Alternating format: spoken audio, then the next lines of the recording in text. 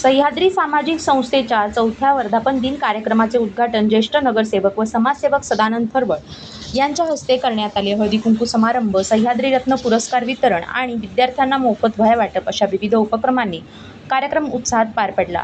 संस्थेचा वर्धापन दिन भव्य स्वरूपात यशस्वी करण्यासाठी संस्थेच्या आधारस्तंभ व सल्लागार सौ सुलेखा गटकळ, उपाध्यक्ष समाधान लोकरे, सचिव बाजीराव माने, खजिनदार सचिन बेडेकर, कार्याध्यक्ष पोपट काळंगे यांच्यासह मिरज भोसले, निवास कवडे, बालाजी जाधव, विठ्ठल दावणे, सूर्यकांत निंबाळकर, लक्ष्मण कदम, प्रदीप पवार, अविनाश बुद्रुक, मयूर मोरे, राज कदम आणि भीमा माने यांनी विशेष परिश्रम घेतले।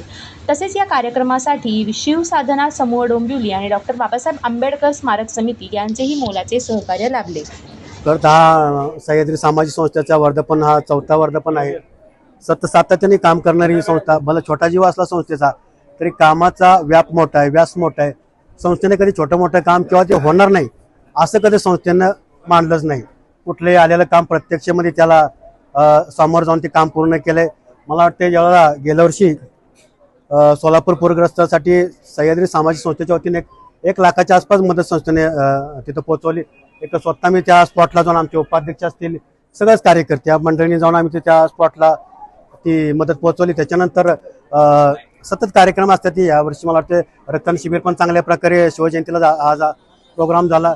त्याच्यानंतर सतत काही ना काही चालू असतं। म्हणजे काही गोष्टी अशा आहेत की त्या मला वाटतं सांगणं सुद्धा गरजेचं नाही की ते काम करून एक साईडला होऊ नये। म्हणजे सरकारी हॉस्पिटलची कामं असलेली आणि ती कामं मला वाटतं काही वेळेला माझ्या माध्यमातून किंवा मला ते करता येत नाही। त्यावेळेला मला वाटते आता 1-2 महिन्यापूर्वीची अशी गोष्ट होती की एक डेथ बॉडी मला गावाला पोहोचायची होती, त्याची मंडळी कोणी नसताना ती सगळं पूर्ण जिम्मेदारी माझीवरती। मग हे कसं करायचं कसं। आज हा संस्थेचा 4था वर्धापन दिन मोठ्या धुमधडाक्यात मोठ्या प्रमाणात साजरा होत आहे आणि आजच्या दिवशी एक सह्याद्री रत्न पुरस्कार तोही आज देण्यात आलेला आहे। आपल्या महाराष्ट्राचे लाडके कीर्तनकार आणि आपल्या जिल्ह्यातील मुरबाड तालुक्यातील माल्याड सुपुत्र शिंदे महाराज यांचा आज साहित्य रत्न पुरस्कार देऊन सत्कार केलेला आहे। आणि आज आपल्या या सामाजिक संस्थेच्या माध्यमातून आपल्या समाजाच्या जी मुलं आहेत, जे विद्यार्थी आहेत, त्यांना काहीतरी शिक्षणासाठी आपण दिलं पाहिजे आणि दिल्यानंतर ते शिक्षणामधून पुढे गेले पाहिजेत। कोणी डॉक्टर झाला पाहिजे, कोणी वकील झाला पाहिजे, कोणी साहित्यिक झाला पाहिजे, कोणती सायंटिस्ट झाला पाहिजे, कोणी मोठ्या राजकारणाच्या मुद्द्यावर गेला पाहिजे, IAS ऑफिसर झाला पाहिजे। अशा हेतूने आज विद्यार्थ्यांना वह्या वाटपाचा एक कार्यक्रम संस्थेच्या माध्यमातून ठेवलेला आहे।